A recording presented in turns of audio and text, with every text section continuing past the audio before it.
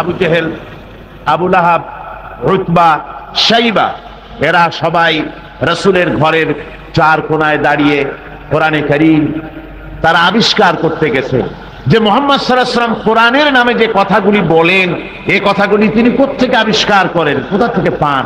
তিনি কি কোনো কবির কাছ থেকে ট্রেনিং নেন? কোথা থেকে এগুলি পান তিনি? তাই জানার জন্য ওরা গিয়ে, আবু জেহেল যে গিয়েছে আবু সুফিয়ান তা জানে না, উতবা যে গিয়েছে শাইবা তা জানে না, একে অপরের অজান্তে ঘরের চার কোনায় দাঁড়িয়ে আছে। গভীর রাত্রে সরকারে দো আলম আশরাফুল আম্বিয়া নবী মুহাম্মদ রাসূলুল্লাহ সাল্লাল্লাহু আলাইহি ওয়াসাল্লাম তেলাওয়াত করা শুরু করেছেন। এখন বুঝুন, একে তো আল্লাহর কালাম, আর তেলাওয়াত করছেন তিনি যার উপরে এটা অবতীর্ণ হয়েছে। একটু আগে যে কারি সাহেব তেলাওয়াত করতেছিলেন, কি বলেন, কেমন লাগলো? সুবহানাল্লাহ, সুবহানাল্লাহ, মনে হচ্ছিল সারা রাত তেলাওয়াত হোক আর শুনতে থাকি। এখন বুঝুন যে রাসূল নিজে তেলাওয়াত করতেন। আবু জেহেল, আবু সুফিয়ান, উতবা, শাইবা আল্লাহর নবীর ঘরের চার কোনায় দাঁড়িয়ে নবীজির তেলাওয়াত করা কোরআনে কারীম শুনতেছে। ওদের মনে মনে চিন্তা জাগলো, আর একটু শুনে তারপরে বাড়ি যাব, আর একটু শুনে নেই তারপরে বাড়ি যাব। এভাবে করে চিন্তা করতে করতে নবীজির মুখে আল্লাহ রাব্বুল আলামিনের কালাম শুনে শুনে চারটা কাফেরের জন্য ফজরের রক্ত হয়ে গেছে। বাড়ি যাওয়া তো দূরের কথা, দাঁড়ানো থেকেও তো বসার সময় পায় নাই। কোরআনে কারীমের আকর্ষণ, এ মোহাব্বত মানুষকে এভাবে টেনে আনে। দেখুন, শুধুমাত্র লিফলেট ছড়ানো হয়েছে আর পত্রিকায় একটু এসেছে তাফসীরুল কোরআন মাহফিল হবে। 3 দিনের মাহফিলের প্রথম দিনই মাঠের কাম সারা হয়ে গেছে। এরপরে কাল এবং পরশু কি হাসর হবে আল্লাহ রাব্বুল আলামিন ভালো জানেন। আমার ভাইরা, এই আকর্ষণ আমি বলে থাকি, আল্লাহর কসম, এই আকর্ষণ সাইদির নয়, এই আকর্ষণ আল্লাহ রাব্বুল আলামিনের কোরআন মাজিদ। এর থেকে যারাই এই কোরআন থেকে মানুষকে বিচ্ছিন্ন করতে চাইবে, ওরাই জনগণ থেকে চিরতরে বিচ্ছিন্ন হয়ে যাবে। বন্ধুগণ, আবু জেহেল, আবু সুফিয়ান, উতবা, শাইবা 4 জন রওনা করেছে সকালবেলায়। আবু জেহেল জিজ্ঞেস করছে, আবু সুফিয়ান রে, কখন আসছো? কয় অত রাত্রে। উতবা, শাইবা তারাও বলল অমুক রাত্রে। কেউ কোনো কথা বলে না। আবু সুফিয়ান বলছে, ভাই আবু জেহেল, যদি তুমি রাগ না করো একটা কথা কই। হ্যাঁ, বলতে পারো। দেখুন, এই যে সারা রাত ধরে মুহাম্মদ সাল্লাল্লাহু আলাইহি ওয়াসাল্লামের মুখে আল্লাহর কালাম শুনলাম, আমার মনের বিশ্বাস, লাত মানাতের কসম করে বলতে পারি, এই কথা মানুষের বানানো হতে পারে না। এটা কোন ঐশ্বরিক বাণী হবে, এটা মানুষের। আবু জেহেল বলছে, দেখো, ওই কথা তো আমারও, কিন্তু মুশকিল হলো এই, আমরা হলাম লিডার। আমরাই যদি এতে আকৃষ্ট হয়ে পড়ি, তাহলে তো আবু বকর, ওমরের মতো আমরাও পাগলামি করে বলবো, আমরা ওই দলে চলে যাব, আমরাও মুসলমান হয়ে যাব।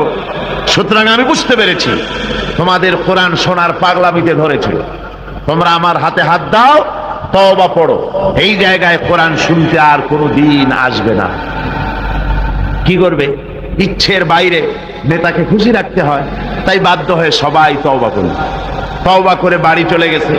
সন্ধ্যা যখন পার হয়ে গেল, আবু সুফিয়ান ভাবলো, আবু জেহেল নিজেই যখন তওবা পড়িয়েছে, সে তো আর আসবে না। আর উতবা, শাইবা, আবু জাহেলের ভয়তে যাবে না।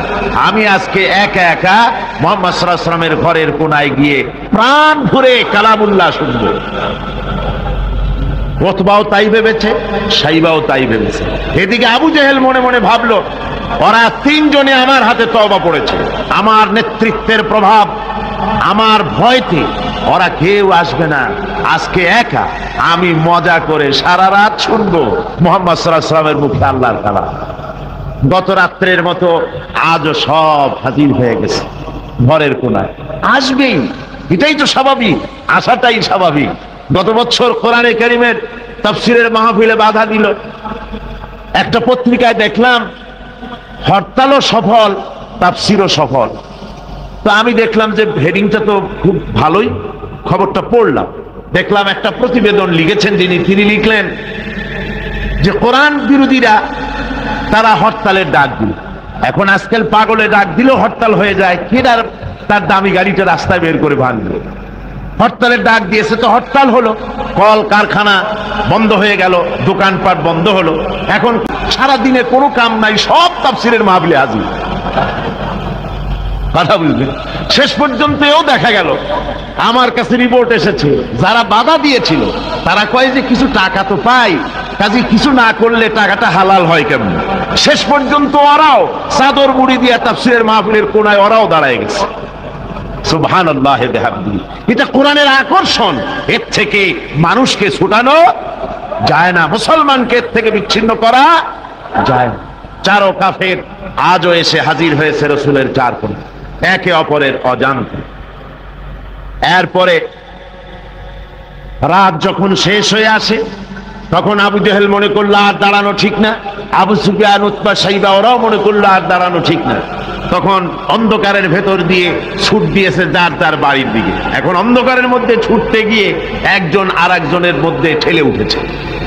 আবু জেহেল ঠেলার চোটে ঘাবড়ে গিয়েছে, বলল কে? ভাই আমি আবু সুফিয়ান। তুমি কেডা? কয় যে আমি আবু জেহেল। আবু জেহেল বলছে, আবু সুফিয়ান কালকে তুমি আমার হাতে তওবা পড়লে, আজকে আসলে কেন? কয় যে দেখো মাতবাড়ি সব জায়গায় চলে না, তুমি আসলা কেন সেটা কও আগে। চারজন চলতেছে। আবু জেহেল বলল যে শোনো, কোরআনে কারীম শোনা থেকে মানুষকে আমরা বন্ধ করতে পারবো না, আইন পাশ করতে হবে, আইন করে কোরআন শোনার পথকে রুদ্ধ করে দিতে হবে। এরপরে তারা আইন পাশ করলো। কি আইনটা পাশ করলো? আল্লাহ রাব্বুল আলামিন কোরআনে কারীমে ওদের সেই আইনটা, ওরা যেটা পাশ করলো ওইটা কোরআনে কারীমে আল্লাহ কোট করে রাখলেন। যেহেতু আবু জেহেল মরে যাবে, কিন্তু তার নাতিরা তো মরবে না, ওর নাতিরা তো থাকবে কিয়ামত পর্যন্ত। ওর দৌহিত্র, ওর পৌত্র যা কিছু আছে এগুলো বেঁচে থাকবে দীর্ঘদিন। ওরাও যে এই একই আচরণ করবে তা যেন মুসলমানেরা বোঝে, এই জন্য ওদের সেই আইনটা আল্লাহ রাব্বুল আলামিন, ওরা বলল কি কোরআন সম্পর্কে, তা কোরআনে কারীমে আল্লাহ কোট করে রাখলেন কি? وقال الذين كفروا لا تسمعوا لهذا القرآن والغوا فيه। আজকে এই প্রথমেই তেলাওয়াত হয়েছে আয়াত। আমার বন্ধুগণ, আল্লাহ পাক কোরআনে কারীমে বলছেন, কাফেররা সিদ্ধান্ত নিল লা তাসমাউ লিহাযাল কুরআন, কোরআন শরীফ শুনো না, কোরআন শরীফ, কোরআনে কারীম শুনতে যেও না।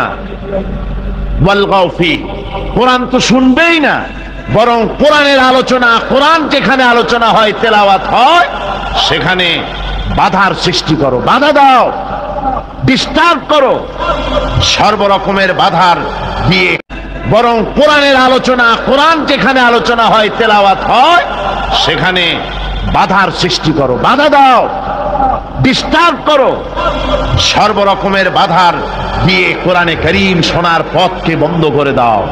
হাজারো প্রচেষ্টা চললো কোরআনে কারীম বন্ধ করে দেওয়ার জন্য, কিন্তু কোরআনে কারীম এটা কি বন্ধ হওয়ার জিনিস? কি বলেন বন্ধ হওয়ার জিনিস? ওরা বলল কি যে যদি ডিস্টার্ব করো, যদি এভাবে বন্ধ করে দিতে পারো, তাহলে তোমরা জয়ী হতে পারবে, আর যদি কোরআনের আন্দোলন চলে তাহলে তোমরা জয়ী হতে পারবে না, তোমাদের ক্ষমতা শেষ হয়ে যাবে।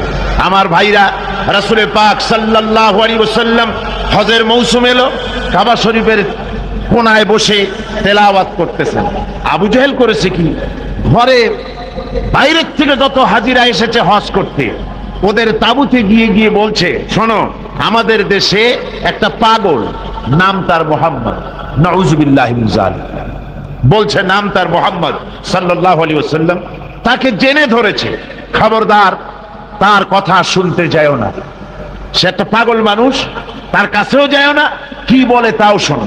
এখন অবস্থাটা এই হয়েছে, বাইরের থেকে যারা এসেছে তারা তো মুহাম্মদ সাল্লাল্লাহু আলাইহি ওয়াসাল্লামের নাম জানে না। আবু জেহেল নিজে গিয়া ঘরে ঘরে হুজুরের নামটা পরিচয় করায় দিয়ে আসে। এরপরে এই সমস্ত মানুষের একটা কৌতূহল, এই কোন জিনিস সম্পর্কে মানুষকে যদি নিষেধ করা হয় সেই জিনিসটা জানার জন্য, দেখার জন্য মানুষের কিউরিসিটি জাগে বেশি। এখন যখন নিষেধ করা হলো, লোকেরা ভাবলো নেতা বলেছে শুনবো না কি বলে, কিন্তু পাগলটা কেমন একটু দেখে আসি না। চলে গেছে কাবা শরীফের পাশে, যায়া রাসূলুল্লাহ সাল্লাল্লাহু আলাইহি ওয়াসাল্লামের চেহারা মোবারকের দিকে, তার চেহারা আনোয়ারের দিকে যখন এরা তাকিয়েছে, রাসূল পাক সাল্লাল্লাহু আলাইহি ওয়াসাল্লামের চেহারা মোবারকের দিকে তাকিয়ে ওরা বলছে এই লোকটা কি পাগল হতে পারে? এত সুন্দর চেহারার মানুষ, সে কি কোনোদিন পাগল হতে পারে? নিশ্চয়ই পারে। রাসূল পাক সাল্লাল্লাহু আলাইহি ওয়াসাল্লামের চেহারা মোবারক, সুবহানাল্লাহ, মানুষের যদি নজর পড়ে যেত আল্লাহ রাসূলের প্রতি, সেই চেহারা থেকে মানুষ চোখ ফিরাতে পারত না। হাদিস শরীফে এসেছে রাসূল যখন ঘেমে যেতেন, ঘামের বিন্দুগুলি যখন গলার উপরে, কপালে, গালের উপরে যখন জমতো, দূরের থেকে এটাকে মুক্তোর দানার মতো বলে মনে হতো। এত সুন্দর চেহারা আল্লাহ রাব্বুল আলামিন তাকে দিয়েছিলেন। ওরা বলল এই লোক কি কোনোদিন পাগল হতে পারে? আমরা তো পাগল দেখেছি, চুলগুলো থাকে উস্কো খুস্কু, দাড়ি একটা থাকে এদিক আর একটা থাকে ওদিক, দাঁতে থাকে ময়লা, চোখগুলো থাকে উদাস উদাস ভাব, হাতে থাকে নখ, জামা কাপড় ময়লা বিশ্রী, এই তো পাগলের পরিচিতি। আর এত সুন্দর সুবিন্যস্ত শ্বশ্রু মণ্ডিত সুন্দর চেহারা, মাথার চুলগুলো এত সুন্দর ভুরু, টানা টানা আঁখি, এত সুন্দর মানুষ আমরা জীবনে কোনোদিন দেখি নাই। এ তো কখনো পাগল হতে পারে না। দেখি না বলে কি, কানের থেকে আঙ্গুল খুলে ফেলেছে। আর অমনি রাসূল পাক সাল্লাল্লাহু আলাইহি ওয়াসাল্লামের তেলাওয়াত করা কালামে পাক ওদের কানের মধ্য দিয়া ঢুকে কলিজায় স্পর্শ করেছে। আমার বন্ধুগণ, শুনতে শুনতে বহিরাগত লোকগুলির চোখ দিয়ে পানি পড়া শুরু করে দিয়েছে এবং নিজেদের অজান্তে নিজেদের মুখ থেকে, ওদের মুখ থেকে বেরিয়ে গেল আশহাদু আল্লা ইলাহা ইল্লাল্লাহু ওয়াহদাহু লা শারীকা লাহু ওয়া আশহাদু আন্না মুহাম্মাদান আবদুহু